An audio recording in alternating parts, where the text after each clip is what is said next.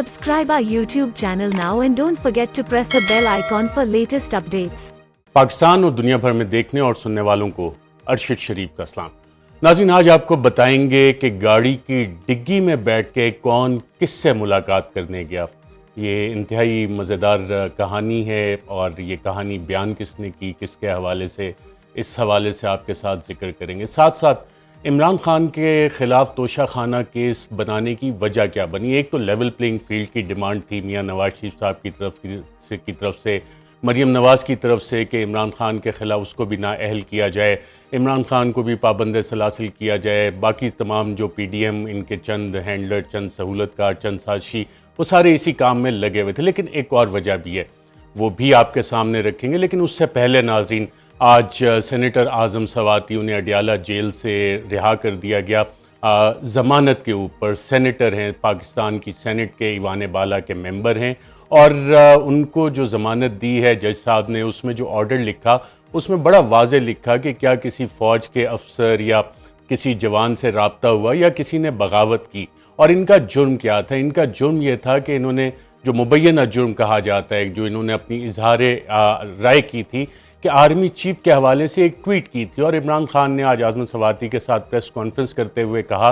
कि एक ट्वीट करने पे ये सलूक किया गया सेनेटर के साथ, सोशल मीडिया की जो लोग हैं उनके साथ। उन्होंने कहा कि हालांकि पंजाब में हमारी हुकूमत है, नामालूम अफराद आते हैं, उठाते हैं, लोगों को ज़दोकोब करते हैं और फिर अगले दिन छोड़ जाते हैं। साथ ही इसी प्रेस कॉन्फ्रेंस में हवाला दिया गया कि डॉक्टर शहबाज गिल को भी बरहना करके तशद्दुद किया गया, जिनसी तशद्दुद किया गया, उनके नाजुक आज़ा को इलेक्ट्रिक करंट दिया गया। साथ ही इसी प्रेस कॉन्फ्रेंस में जिक्र हुआ नौजवान सहाफ़ी जमील फारूकी का। उनका कसूर भी यह था कि उन्होंने एक ट्वीट की थी और डॉक्टर शहबाज गिल के कस्टोडियल टॉर्चर के हवाले से उन्हें भी पकड़ा गया, बरहना किया गया, तशद्दुद किया गया जमील फारूकी के ऊपर, सहाफ़ी पे भी। और आज जब प्रेस कॉन्फ्रेंस की आज़म सवाती ने, तो उन्होंने वो मामलात बताए, वो हालात बताए कि किस तरह से उनके घर में रात के आधी रात को मिडनाइट रेड जिसको कहा जाता है, लोग आए, दीवारें फलांग के आए और इमरान खान ने कहा कि बगैर वारंट के वो लोग दाखिल हुए थे और FIA के लोगों ने उनकी पोतियों के सामने उन पे तशद्दुद किया और उसके बाद उन्हें ले गए और नामालूम अफराद के हवाले किया। और इस हवाले से आज़म सवाती साहब ने honourable chief justice Umar Ata Bandial साहब से अपील की है कि आइन के आर्टिकल 184(3) के तहत आपकी बुनियादी जिम्मेदारी है कि पाकिस्तान के शहरियों के बुनियादी हकूक़ का दिफा करें। उन्होंने कहा कि मैं एक वकील भी हूँ, 74 साल मेरी उम्र है, एक पार्लियामेंटेरियन हूँ, और अगर वकला और पार्लिमान और सेनेट ने इस हवाले से कुछ ना किया, जज साहिबान ने कुछ ना किया, तो उस दिन से डरें कि खुदा न खास्ता किसी जज के साथ ये हो, किसी जज को नंगा करके उसे तशद्दुद किया जाए, दीगर पार्लियामेंटेरियंस के साथ यही सलूक किया जाए। और साथ साथ उन्होंने ये भी कहा कि मैं सुप्रीम कोर्ट खुद जाऊंगा, मैं दुनिया की तमाम फोरम्स पे ये आवाज़ उठाऊंगा ताकि वो लोग जो इस तशद्दुद में मुलव्विस हैं उनका पता लगाया जा सके। नाज़रीन, इमरान खान साहब ने भी नामालूम अफराद का जिक्र किया। इस हवाले से नाज़रीन, अगर हम मुल्क की तारीख़ देखें तो मोहतरमा बेनज़ीर भुट्टो के दौर में एक ऑपरेशन मिडनाइट जैकॉल हुआ था और मोहतरमा बेनज़ीर भुट्टो साहिबा ने बाकायदा नाम बताए थे और उसमें उस वक्त के army chief general Aslam bag का नाम भी आया था, फिर ब्रिगेडियर इम्तियाज़ का जो ISI के इंटरनल विंग के थे उनका नाम भी आया था, फिर मेजर आमिर का नाम भी आया था और इनके बाद में बाकायदा तौर पे कोर्ट मार्शल भी हुआ था। और मेजर आमिर ने कस्टडी में बताया था कि जो जनरल असद दुरानी ने अपनी किताब में भी इसका जिक्र किया है कि उनसे जब पूछा गया तो उन्होंने जनरल असलम बेग को इन्वॉल्व करने की भी कोशिश की और जो अखबारात में इस हवाले से जो प्रोसीडिंग छपी उसमें कोट अनकोट छपा कि नवाज शरीफ को इसलिए पसंद किया जाता है कि वो एक कमज़ोर शख्स है और मोहतरमा बेनज़ीर भुट्टो की इंडिपेंडेंट शख्सियत थी। तो मोहतरमा बेनज़ीर भुट्टो साहिबा ने ना सिर्फ ये नाम आउट किए थे बल्कि बाद में इनके खिलाफ प्रोसीडिंग्स भी हुई थी, इनके कोर्ट मार्शल भी हुए थे और नाम लेना ज़रूरी है। और खान साहब ने, अगर इमरान खान साहब ने पिछली एक प्रेस कॉन्फ्रेंस में कहा मुझे पता है कि एक शख्स आया है इस्लामाबाद में, अब वो कौन शख्स है, खान साहब की भी ये जिम्मेदारी है, इमरान खान साहब की भी, कि सुप्रीम कोर्ट में जमा करवाएं अपना बयान कि कौन वो अशखास हैं जिनके ऊपर इनको शक है कि वो ये काम करें। ये नाम आना बहुत ज़रूरी है। साथ साथ सेनेटर आज़म सवाती ने भी इस पर तहकीकात का मुतालबा किया है اور کہا ہے کہ وہ انصاف کے لیے ہر در کھٹکھٹائیں گے، اور آنریبل چیف جسٹس صاحب کو اس حوالے سے سینیٹرز پاکستان تحریک انصاف کے وہ بھی ایک خط لکھ چکے ہیں۔ انہوں نے کہا ہے کہ وہ سپریم کورٹ بھی جائیں گے اس حوالے سے، اور وہ انصاف چاہتے ہیں کہ اس کام میں جو لوگ بھی ملوث ہیں، تشدد کے کام میں ملوث ہیں، لوگوں کو برہنہ کرنے میں، انہیں باقاعدہ طور پہ سامنے لایا جائے اور قرار واقعی قانون کے مطابق سزا دی جائے۔ اس حوالے سے ناظرین، ٹارچر کے خلاف پارلیمنٹ نے ایک بل بھی پاس کیا ہے، اور اس بل میں سزائیں ہیں پبلک آفیشلز کے لیے جو اس کام میں ملوث ہوتے ہیں۔ اس پہ اب صدر مملکت ڈاکٹر عارف علوی جس دن سگنیچر کریں گے، سائن کریں گے، یہ باقاعدہ قانون بن جائے گا۔ اور کیا ہم اس کو ایک واحد مثال بنا سکتے ہیں، پہلی مثال بنا سکتے ہیں کہ اگر پاکستان نے ترقی کرنی ہے، جو 75 سال سے غلاموں والا سلوک ہوتا ہے پاکستان کے شہریوں کے ساتھ، جو سلوک امریکی افواج نے ابو غریب میں کیا، گوانتانامو بے میں کیا، جو برطانوی سامراج یہاں پہ بر صغیر پاک و ہند میں آزادی سے پہلے کرتا تھا، وہ پچھلے 75 سال سے کسٹوڈیل ٹارچر پاکستان میں چل رہا ہے۔ قانون پاس ہو گیا ہے، تو کیا اعظم سواتی کے کیس میں ان لوگوں کو آئیڈینٹیفائی کر کے باقاعدہ طور پہ سزا دی جائے گی؟ یہ ایک انتہائی اہم سوال ہے، اور اس کی ذمہ داری پاکستان تحریک انصاف کے قائدین پہ بھی آتی ہے کہ وہ نام بتائیں۔ آپ نواز شریف صاحب کو دیکھیں، انہوں نے تو chief of army staff general Qamar Javed Bajwa کا باقاعدہ نام لے کے مختلف متعدد جلسوں میں ان پہ الزامات لگائے تھے۔ D G I S I اس وقت کے جنرل فیض حمید، ان کے نام لے کے الزامات لگائے تھے، اور اس کے بعد ایک آپ کو یاد ہوگا مشہور زمانہ پریس کانفرنسز بھی آئی تھیں مریم نواز کی آڈیو ویڈیوز کے حوالے سے، اس پہ میں پھر کسی دن بات کروں گا۔ لیکن نام لینا کیوں ضروری ہوتا ہے کہ اگر آپ کو کسی کے اوپر شک ہے تو پاکستان تحریک انصاف کو ایکس وائی زی اور نیوٹرلز اور اس سے آگے چل کے باقاعدہ نام لینے چاہیے، کیونکہ جس طرح کے ناظرین معاملات چل رہے ہیں، اور اگر عمران خان صاحب سمجھتے ہیں کہ لانگ مارچ سے کوئی مسئلہ حل ہوگا، کسی اور چیز سے یہ مسائل حل نہیں ہوں گے۔ اب تقریباً 24 ایف آئی آرز ہو چکی ہیں خود عمران خان کے اوپر، ان کی دیگر قیادت پہ ایف آئی آرز ہو رہی ہیں، اور اس حوالے سے اسٹریٹجی بڑی واضح ہے اس حکومت کی اور اس کے ہینڈلرز کی کہ اس حکومت کو انہوں نے اگلے سال تک چلانا ہے۔ جو بیک گراؤنڈ نیگوسیشن جس کا عمران خان بھی کہہ رہے ہیں، وہ صرف ایک باقاعدہ طور پہ سموک سکرین ہے جس کو کہ کھڑا کیا گیا ہے کہ انگیج رکھو اور باقی ساری چیزیں۔ اب آگے چیزیں لے کے کیسے چلنی ہے، پریشر بلڈ اپ کیسے کرنا ہے، پروٹیسٹ کیسے کرنے ہیں، وہ عمران خان نے کہا ہے کہ وہ اس حوالے سے خود اسپیشلسٹ ہیں، پاکستان تحریک انصاف اسپیشلسٹ ہے، اور الیکشن کمیشن آف پاکستان کے بعد نااہلی کے بعد جو اناؤنس کیا، جو فیصلہ آیا، لوگوں نے خود بھی ظاہر کیا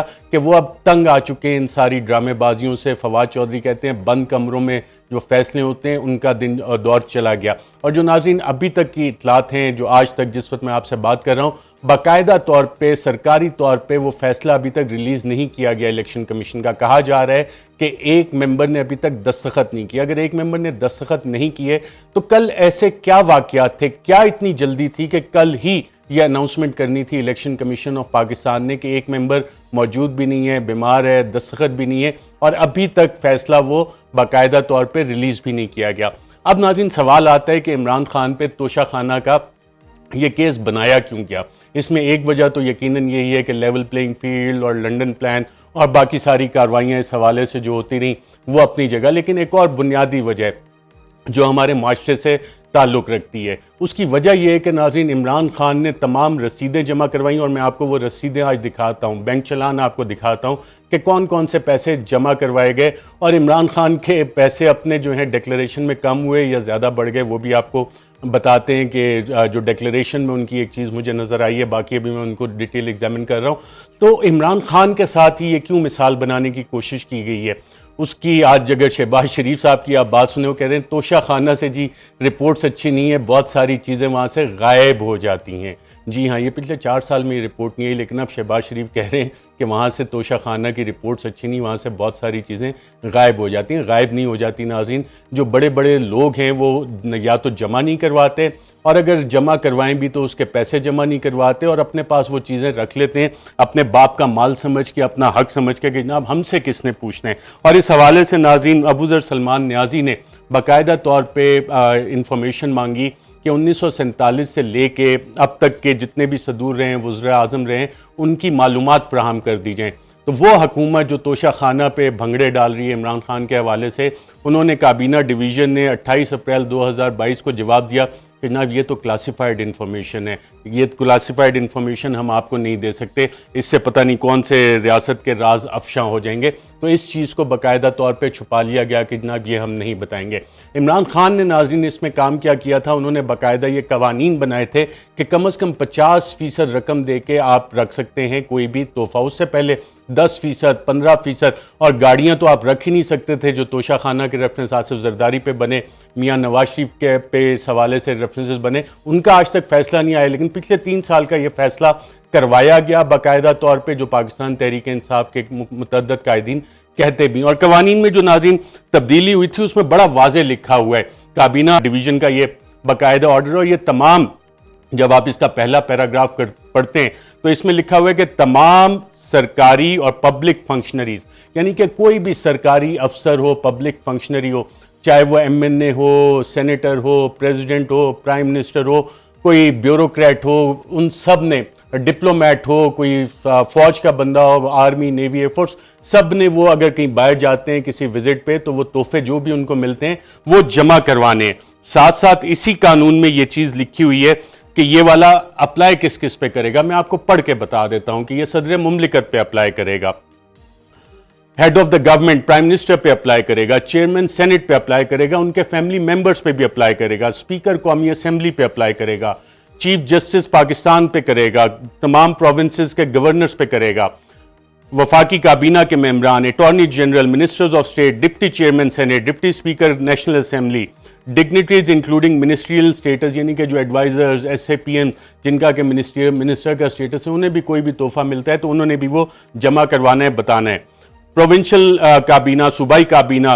سپریم کورٹ کے تمام جج صاحبان، چیف جسٹس اور ججز، ہائی کورٹس کے چیف جسٹسز اور ججز، ان تمام کی بھی یہ ذمہ داری ہے۔ پارلیمنٹیرینز، تمام منتخب نمائندے، آل گورنمنٹ سرونٹ، تمام سرکاری افسران، سول اور ملٹری، جو کہ چاہے وہ سول بیوروکریسی میں ہو یا ملٹری بیوروکریسی۔ ناظرین پچھلے 6 سال میں chief of the army staff نے بھی متعدد دورے کیے بیرون ملک، ان کو بھی کافی سارے تحائف ملے۔ میں متعدد بار یہ سوال اٹھا چکا ہوں کہ کیا D G I S P R یہ بتائیں گے کہ chief of the army staff کو پچھلے 6 سال میں کتنے تحفے ملے، انہوں نے اس قانون کے مطابق کتنے تحفے توشہ خانہ میں جمع کروائے، کتنی رقم ادا کی اور کتنے تحفے رقم جمع کروا کے اپنے پاس رکھے۔ ابھی تک اس پہ خاموشی ہے۔ اب اس خاموشی کی وجہ کیا ہے یہ پتہ نہیں ہے، اب ذمہ داری ہے میرے خیال وکلا کی، پارلیمنٹیرینز کی، سینیٹرز کی۔ پارلیمنٹ میں، قومی اسمبلی میں کوئی بھی ممبر یہ سوال ڈال سکتا ہے کہ کابینہ ڈویژن بتائے کہ پچھلے 6 سال میں army chief general Qamar Javed Bajwa کو کیا تحائف ملے، chief of the air staff کو کیا تحائف ملے، chief of the naval staff کو کیا ملے، دوسری ڈیفنس ڈیلیگیشنز کو کیا تحائف ملے، اور اس کا انہوں نے کیا کیا، اور منسٹری آف ڈیفنس اس سوال کا جواب دینے کی پابند ہے۔ اسی طرح سینٹ آف پاکستان میں یہ سوال اٹھایا جا سکتا ہے، کوئی بھی سینیٹر یہ سوال ڈال سکتا ہے کہ وزارت دفاع بتائے کہ مسلح افواج کے جتنے ڈیلیگیشنز گئے ہیں ان کو کتنے تحائف ملے پچھلے 6 سال میں، پچھلے 5 سال میں، کس کس کو کتنے تحائف ملے اور اس کا انہوں نے کیا کیا۔ لیکن ابھی تک کسی پارلیمنٹیرین نے یہ سوال نہیں ڈالا۔ نہ صرف یہ، کوئی بھی وکیل اب اس بیسس پہ کسی بھی عدالت میں، Sindh High Court, Lahore High Court, Peshawar High Court, Balochistan High Court, Islamabad High Court یا سپریم کورٹ میں پٹیشنز فائل کر سکتی ہیں، بار ایسوسیشنز، کہ بتایا جائے کہ باقی یہ جتنے بھی ڈیلیگیشنز گئے ہیں، ملٹری ڈیلیگیشنز گئے ہیں، ڈیفنس ڈیلیگیشنز گئے ہیں، ان کو کتنے تحائف ملے، ان میں سے کتنے لوگوں نے یہ تحائف جمع کروائے اور کتنوں نے کتنی رقم دے کے یہ تحائف اپنے پاس رکھے۔ کیونکہ اگر ملک کے وزرائے اعظم، چاہے وہ نواز شریف ہوں، چاہے وہ یوسف رضا گیلانی ہوں، یا سابق صدر آصف زرداری ہوں، یا سابق وزیر اعظم عمران خان، وہ تو یہ جوابات دے رہے ہیں، تو ان سے جواب کون لے گا؟ کیونکہ قانون تو بڑا واضح ہے کہ جواب تو سب نے دینا ہے۔ تو یہ تفصیلات قوم کے سامنے کب آئیں گی؟ لیکن آئیں گی ضرور، کیونکہ یہ والا معاملہ اب اس طرح سے ختم ہونے والا نہیں ہے، اور اگر کوئی سمجھتا ہے کہ یہ معاملہ ایسے ختم کروایا جا سکتا ہے دھونس، دھاندلی، دھمکی، زبردستی، سینسرشپ کے ذریعے، تو یہ والا کیس اب ختم ہونے والا نہیں ہے، اس کا جواب سب کو دینا ہوگا۔ اب ناظرین میں آپ کو بتاتا ہوں کہ عمران خان پہ یہ کیس بنانے کی وجہ یہ ہے کہ عمران خان خود تو انہوں نے پیسے جمع کروانے شروع کر دیے کہ جو بھی ان کو تحفہ ملا، اور تحفوں کی لسٹ بھی سامنے آ گئی ہے کہ کون کون سے تحائف ملے جس پہ انہیں بڑے بھنگڑے ڈالے، اس تمام کی رسیدیں موجود ہیں اور قانون کے مطابق یہ سارا کام کیا گیا۔ ان کی ٹیکس ڈیکلیریشن میں یہ تمام چیزیں موجود ہیں، اور یہ دستاویزات میں آپ کو دکھاتا ہوں۔ یہ پہلی رسید ناظرین آپ جو دیکھ رہے ہیں یہ 28 نومبر 2018 کی ہے، اور اس حوالے سے 7,54,000 روپے Imran Khan prime minister of Pakistan, انہوں نے سرکاری خزانے میں ان تحفوں کے عوض جمع کروائے جو لسٹ آپ دیکھ چکے ہیں۔ اسی طرح 28 نومبر 2018 کو پھر وزیر اعظم عمران خان نے 2,94,000 روپے سرکاری خزانے میں جمع کروائے، 2,94,000 روپے سرکاری خزانے میں جمع کروائے۔ پھر 7 دسمبر 2018 کو وزیر اعظم عمران خان نے 3,38,600 روپے سرکاری خزانے میں جمع کروائے۔ اسی طرح 22 جنوری 2019 کو وزیر اعظم عمران خان نے 2,01,78,000 روپے سرکاری خزانے میں توشہ خانہ کے عوض جمع کروائے۔ اسی طرح ناظرین آپ کو یہ کوئی اور رسیدیں نہیں دکھائے گا، وہاں پہ آپ کو نکل آئیں گے کیلیبری فونٹ نکل آئیں گے، قطری خط نکل آئیں گے، کوئی اور بہانے آ جائیں گے کہ نہیں جناب یہ کلاسیفائیڈ انفارمیشن ہے، ہم نہیں بتا سکتے۔ اگر ایک ملک کا وزیر اعظم اپنی تمام تفصیلات سامنے رکھ رہا ہے، پیسے جمع کروا رہا ہے، تو باقی کوئی وزیر اعظم چیف ایگزیکٹو سے بڑا تو نہیں ہے پاکستان کے آئین کے تحت کہ وہ اس کا جواب نہ دے۔ اسی طرح ناظرین 8 اگست 2019 کو بیگم پرائم منسٹر آف پاکستان وزیر اعظم کی اہلیہ نے 5,44,700 روپے سرکاری خزانے میں جمع کروائے توشہ خانہ میں۔ اسی طرح ناظرین عمران خان وزیر اعظم پاکستان نے 19 نومبر 2019 کو 2,40,000 روپے سرکاری خزانے میں جمع کروائے توشہ خانہ کے عوض۔ پھر 9,35,000 روپے عمران خان وزیر اعظم پاکستان نے 19 مارچ 2020 کو سرکاری خزانے میں جمع کروائے۔ آپ کو کوئی اور رسید نظر نہیں آئے گی، کوئی اور نہیں یہ بتائے گا کہ آرمی چیف نے کتنے پیسے سرکاری خزانے میں جمع کروائے، نیول چیف نے کتنے کروائے، ایئر چیف نے کتنے کروائے، چیئرمین سینٹ نے کتنے کروائے، باقی پارلیمنٹیرینز نے کتنے کروائے، یہ والی چیزیں نہیں آ رہی۔ سیکٹری ڈیفنس نے کتنے کروائے، سیکٹری فارن افیئرز نے کتنے کروائے، سیکٹری کابینہ یا دیگر جو سرکاری بیوروکریٹس باہر جاتے ہیں، اٹانومس باڈیز کے چیئرمین جاتے ہیں، کسی کی اور یہ رسیدیں آپ کو نظر نہیں آئیں گی سوائے عمران خان کے ابھی تک جو کہ پبلک ہوئی ہیں۔ ان سب کو بتانا چاہیے کہ کس نے کون سے پیسے جمع کروائے۔ پھر ناظرین 26 اکتوبر 2020 کو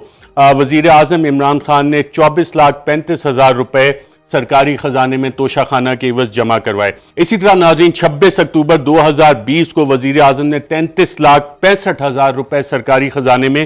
جمع کروائے، وزیر اعظم عمران خان نے۔ اسی کے بعد ناظرین ایک اور رسید میں آپ کو دکھا دیتا ہوں، 27 اکتوبر 2020 کو یہ باقاعدہ طور پہ چلان جمع کروایا ان تمام چیزوں کا، 56,66,000 روپے وزیر اعظم پاکستان نے سرکاری خزانے میں جمع کروائے، اور اس پہ اسٹیٹ بینک آف پاکستان کی آپ کو رسید بھی نظر آ رہی ہے، اور یہ عمران خان صاحب کا اپنا چیک اس حوالے سے جمع جو سرکاری خزانے میں انہوں نے جمع کروایا۔ اسی طرح ناظرین 11 جون 2021 کو وزیر اعظم عمران خان نے 85,000 روپے سرکاری خزانے میں جمع کروائے۔ پھر 28 جون 2021 کو 1,000 روپے بھی انہوں نے جمع کروائے سرکاری خزانے میں۔ اب ایک ایسا وزیر اعظم جو 1,000 روپے بھی سرکاری خزانے میں جمع کروا رہے اس کے خلاف تو پورے نظام نے ہونا ہی ہے، وہ سب کہیں گے صاحب کرپشن کو چھوڑیں، کیونکہ سب کی دکانیں یہ بند کر رہے تھے عمران خان صاحب۔ سب کو اگر وزیر اعظم 1,000 روپے بھی جمع کروا رہے تو پھر کس کی مجال ہے کہ جناب وہ اپنے پیسے جمع نہ کروائے۔ اسی طرح ناظرین اگلی پہ آتے ہیں تو 28 جون 2021 کو 1,33,250 روپے وزیر اعظم نے جمع کروائے سرکاری خزانے میں۔ پھر 8 جولائی 2021 کو تقریباً 29,14,500 روپے جمع کروائے سرکاری خزانے میں۔ 23 فروری 2022 کو 1,93,000 روپے وزیر اعظم عمران خان نے سرکاری خزانے میں جمع کروائے۔ آپ کو کسی اور کی یہ رسیدیں نظر آتی ہیں کہ سرکاری خزانے میں کسی نے پیسے جمع کروائے ہوں؟ باقی تو سمجھتے ہیں باپ کا مال ہے، مال مفت دل بے رحم، ہم اعلیٰ عہدوں پہ آگے، اب جو بھی مال متا ہے وہ ہم نے کھانا ہے اور کوئی ہم سے سوال بھی نہیں کر سکتا۔ اور ناظرین عمران خان کے جو FBR میں ڈیکلریشن ہے اس میں بھی یہ فگر ہمیں نظر آ رہی ہیں، وہاں پہ بھی باقاعدہ طور پہ انہوں نے یہ ڈیکلریشن دی ہوئی۔ اور سال 2021 میں عمران خان نے ناظرین جو ان کی آمدن ہے جو پچھلے سال کی تھی اور 2021 میں جو انہوں نے اثاثے جمع کروائے اس سے پتہ لگا کہ ان کی آمدن بھی وزیر اعظم ہوتے ہوئے 10 لاکھ روپے کم ہو گئی۔ تو یہ تو ناظرین معاملات ہیں توشہ خانہ ریفرنس کے حوالے سے۔ اس حوالے سے ابھی تک فیصلہ جب ہم بات کر رہے ہیں الیکشن کمیشن نے نہیں دیا، ایک ممبر نے سائن بھی نہیں کیے، اب اس حوالے سے جلدی کیا تھی یہ سمجھ نہیں آ رہی۔ اب ناظرین بات کرتے ہیں کہ گاڑی کی ڈگی میں بیٹھ کے کون چھپ چھپ کے کس سے ملاقاتیں کرتا رہا۔ ناظرین یہ بات بتائی ہے پاکستان مسلم لیگ ضیاء کے سربراہ جناب اعجاز الحق صاحب نے. اعجاز الحق صاحب صاحبزادے ہیں سابق chief of the army staff, سابق صدر مملکت جناب ضیاء الحق صاحب کے، اور انہوں نے جو بات کی ان کے پاس معلومات کافی زیادہ ہوتی ہیں. تو اعجاز الحق صاحب کیا کہتے ہیں دیکھتے ہیں. یہاں ایسے لوگ ہیں جو کاروں کی ڈگی میں بیٹھ کے کون گیا تھا سر؟ کاروں کی ڈگی میں بیٹھ کر جو گئے تھے، آپ پوچھیں آج جو وزیر اعظم ہے وہ گئے تھے، اور کون گیا تھا؟ کاروں کی ڈگی میں بیٹھ کے کون گیا تھا؟ غالباً ندیم ملک صاحب کی آواز ہے، پوچھیں کون گیا تھا، تو اعجاز الحق صاحب کہہ رہے ہیں وہ صاحب گئے تھے جو آج وزیر اعظم ہے، یعنی شہباز شریف بقول اعجاز الحق کے گاڑی کی ڈگی میں بیٹھ کے گئے تھے. اچھا اب گئے کہاں تھے؟ یہ سوال یہ آتا ہے. اس کا جواب بھی انہوں نے دیا اعجاز الحق صاحب نے. کتنی ملاقاتیں ہوئی تھی آرمی ہاؤس میں، ذرا اس کا ریکارڈ نکلوائیں اور آپ کو پتہ لگ جائے گا کہ یہ کس طرح گئے تھے ملنے. یعنی کہ اب آگے وہ کہہ رہے ہیں کہ آرمی ہاؤس میں اعجاز الحق صاحب یہ دعویٰ کر رہے ہیں کہ شہباز شریف گاڑی کی ڈگی میں بیٹھ کے آرمی ہاؤس جاتے تھے. تو آرمی ہاؤس جو شخص جاتا ہے وہ یقیناً آرمی چیف سے ملاقات کرنے جا رہا ہوگا. یہ اعجاز الحق صاحب ان کا یہ دعویٰ ہے جو کہ سامنے آیا ہے. واقعہ سر کیا محمد احمد کے دورے حکومت کی بات ہے؟ جی یہ عمران خان کے دور حکومت کی بات. اچھا اب آگے سے جب سوال ہوتا ہے کہ یہ کب ہو رہی تھیں ملاقاتیں، تو اعجاز الحق صاحب کہتے ہیں یہ اس وقت کی بات ہے جب عمران خان ملک کے وزیر اعظم تھے. تو یہ خفیہ ملاقاتیں گاڑی کی ڈگی میں بیٹھ کے شہباز شریف صاحب chief of the army staff سے آرمی ہاؤس میں جا کے کرتے تھے. اور اعجاز الحق صاحب کہتے ہیں کہ اس کا ریکارڈ نکلوائیں اور چیک کر لیں. اس حوالے سے ناظرین مزید بھی بات کریں گے، لیکن آج کے لیے اتنا ہی. اپنا خیال رکھیے گا. مجھے دیجیے اجازت. اللہ حافظ. Subscribe our YouTube channel now and don't forget to press the bell icon for latest updates.